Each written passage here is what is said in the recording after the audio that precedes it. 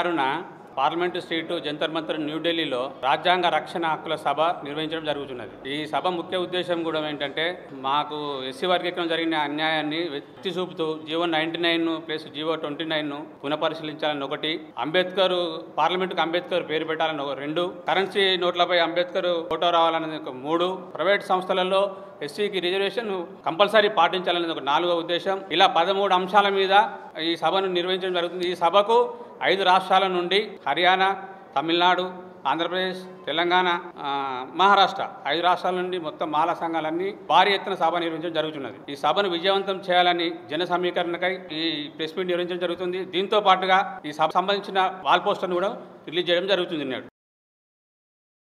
రాజ్యాంగ హక్కుల సాధన కోసం చలో ఢిల్లీ కార్యక్రమాన్ని జాతీయ మాలమానాడు ఈ నెల 25, 26న జరిగే కార్యక్రమాలకు 33 జిల్లాల నుండి మాలలు, మాల అనుబంధ కుల సంఘాల అందరూ కూడా బయలుదేరి కార్యక్రమాన్ని విజయవంతం చేయడం కోసం బయలుదేరడం జరుగుతూ ఉంది.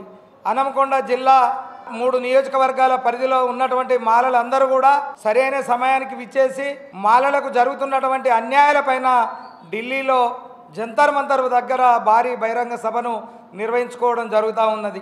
ఈ రాష్ట్రంలో, ఈ దేశంలో దళితులపైన అనేకమైనటువంటి వివక్ష జరుగుతూ ఉన్నది.